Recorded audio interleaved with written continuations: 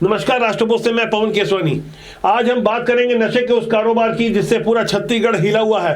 बीते 17 दिनों में 3 जिले, 5 खेत, 16 गिरफ्तारी। इन आंकड़ों के पीछे कुछ साजिश है, कुछ रंजिश है, कुछ भूपेश बघेल की खुन्नस है और ढेर सारी ऐसी बातें जिन्हें जानना समझना आपको बहुत जरूरी है कि आखिर छत्तीसगढ़ से लेकर रायपुर तक कैसे पूरा सिंडिकेट काम करता रहा। पहले छत्तीसगढ़ के खेतों में सफेद फूल मिले, फिर गुलाबी मिले, फिर कोई तीसरा टाइप का मिला, चेहरे अलग अलग लेकिन पैटर्न वही। गहराई से समझना होगा कि बीते 17 दिनों में छत्तीसगढ़ में कहां कितनी कितनी मात्रा में अफीम की खेती मिली और उसके बाद उस साजिश को भी समझना होगा कि आखिर कौन है जो छत्तीसगढ़ के धान के कटोरे में अफीम का जहर डालने की कोशिश कर रहा है। सबसे पहले 7 मार्च को दुर्ग के समोदा में पहली बार अफीम की फसल पकड़ाई। यहीं से भूपेश बघेल ने भाजपा को घेरने की कोशिश की, लेकिन बाद में उनका यह दांव उल्टा पड़ता नजर आया। दूसरी बार 10 मार्च को बलरामपुर के कुसमी में अवैध अफीम की लालाती खेती का भांडाफोड़ हुआ। इसके 2 दिन बाद ही 12 मार्च को बलरामपुर के ही करेदा में एक और बड़ी कार्रवाई हुई। इसी तरह 20 मार्च को रायगढ़ के तमनार इलाके में पुलिस ने दबी देकर नशीली फसल को नष्ट किया। इसके 3 दिन बाद ही, यानी ये सबसे ताजा मामला है और 5वां मामला है रायगढ़ के ही लैलूंगा ब्लॉक के मुड़ा गांव और नवीन चटांग में। यहां 32 डिसीमिल जमीन पर अफीम की खेती मिली। ये वो 5 मामले हैं जो बताते हैं कि सरकार अब स्लिप मोड से आगे बढ़कर हंटर मोड में आ चुकी है, यानी एक के बाद एक पड़ताल हो रही है और शासन की ओर से ही बताया जा रहा है कहां कितनी कितनी मात्रा में अफीम की खेती हो रही थी। जबकि सबसे पहला मामला जब उजागर हुआ था दुर्ग के समोदा में, वहां भूपेश बघेल ने साफ तौर पर भारतीय जनता पार्टी के स्थानीय नेता विनायक ताम्रकार के बारे में गंभीर आरोप लगाए थे। लेकिन आरोप लगाते लगाते वो यह भी बता गए कि समोदा गांव के ही सरपंच अरुण गौतम से विनायक ताम्रकार की पुरानी रंजिश थी। विनायक ताम्रकार ने अरुण गौतम को जेल भिजवाया था। हमारी इस पड़ताल में आगे पता चला कि अरुण गौतम के द्वारा 23 लाख रुपए की रॉयल्टी चोरी के एक मामले को दबा के रखा था, जिसमें उसकी पहली वाली पत्नी आरोपी थी। कुछ पैसे पटा दिए गए, लेकिन आज की तारीख तक जब पैसे नहीं पटाए गए तो अरुण गौतम के विरुद्ध बर्खास्तगी की तलवार लटक रही थी। लेकिन इसी बीच 6 मार्च को सुगबुगाहट हुई होली के बाद और 7 मार्च को यह खबर आग की तरफ फैल गई। यह फैला दी गई कि विनायक ताम्रकार के ही खेत में अफीम की खेती मिली थी।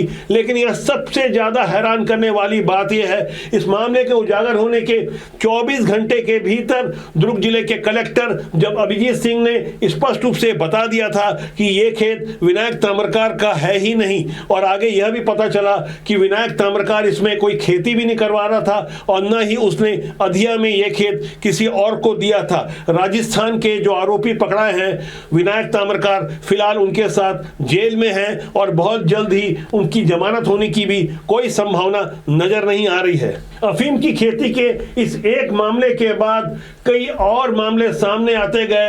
अभी तक 5 स्थानों पर 3 जिलों में अफीम की खेती पकड़ी गई है और यह संख्या अंतिम नहीं है। ऐसा माना जा रहा है कि खासकर छत्तीसगढ़ के जो सीमावर्ती इलाके हैं जो झारखंड से लगे हुए हैं, खासकर उन इलाकों में, पहाड़ी इलाकों में, सुदूर अंचलों में जहां कोई आम जनजीवन की बसाहट भी नहीं है, कुछ इलाके जंगल के हैं, हो सकता है बड़े पैमाने पर अफीम की खेती अभी भी यहां चल रही होगी। ऐसे में समझना होगा कि कितना बड़ा ये मुनाफे का खेल है जो 50,000 के कच्चे माल से शुरू होकर दिल्ली पहुंचते तक 5 लाख रुपए किलो तक का बन जाता है। 10 गुना मुनाफे के इस गणित में सबसे बड़ा सवाल यह उठता है कि आखिर छत्तीसगढ़ को ही क्यों चुना गया।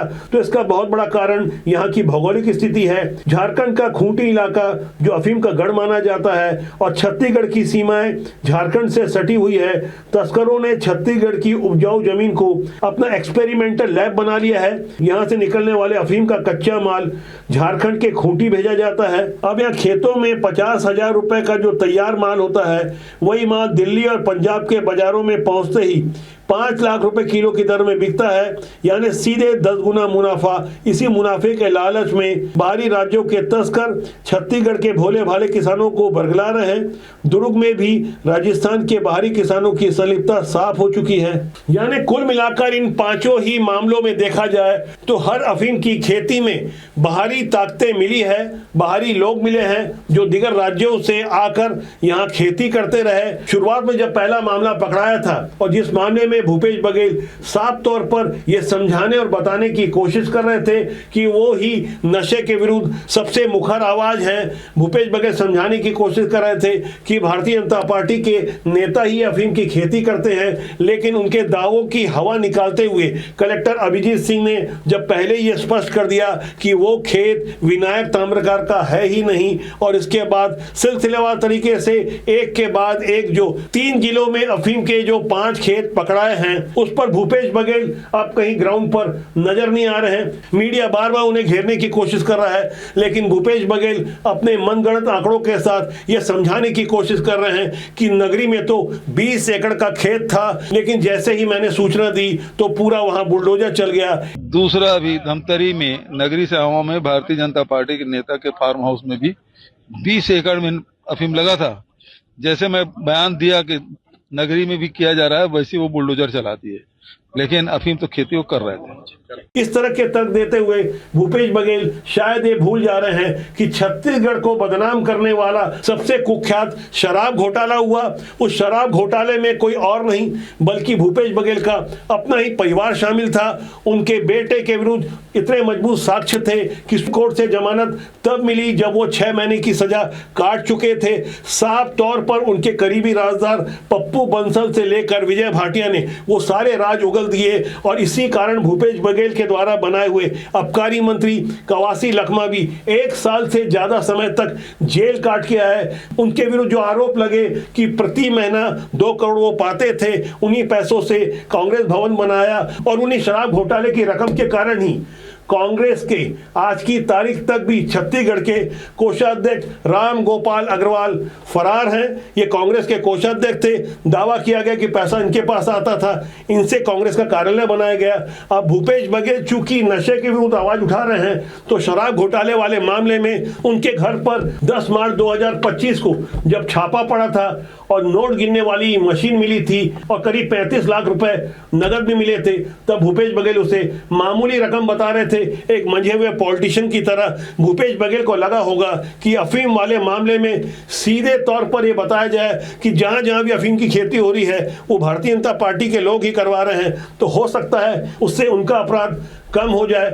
महादेव सट्टा वाले मामले में भूपेश बघेल साफ तौर पर नामजद आरोपी हैं। ऐसे ढेर सारे मामले हैं, और यदि सीजीपीएससी की बात की जाए तो छत्तीसगढ़ के युवा बहुत आक्रोशित हैं। इससे भूपेश बघेल की अपनी छवि घोटालेबाजी के कारण पहले ही दागदार है, इसलिए उन्हें लग रहा होगा कि अफीम वाले मामले में सीधे तौर पर यह समझा दिया जाए कि यह मामला पूरी तरह से भारतीय जनता पार्टी के लोगों से जुड़ा हुआ है। तो यहाँ भूपेश जी को समझ लेना चाहिए कि अपराधी भाजपा से भी हो सकता है, कांग्रेस से भी हो सकता है, लेकिन राजनीतिक एंगल से और राजनीतिक चश्मे से जब बातों को प्रस्तुत किया जाता है तो आरोप लगाने वालों को खुद का दामन भी देखना चाहिए। बदलापुर की राजनीति से कहीं आगे हमें समझना होगा कि छत्तीसगढ़ इस वक्त सफेद जहर से युद्ध लड़ रहा है। एकजुट होकर हमें कोशिश करनी होगी कि उड़ता पंजाब की तरह छत्तीसगढ़ को उड़ता छत्तीसगढ़ नहीं बनने देना है। नशे के कारोबार से रायपुर अछूता नहीं है। यहाँ डंके की चोट पर जिस तरह से ड्रग की सप्लाई होती रही, उन्हें संरक्षण देने वाले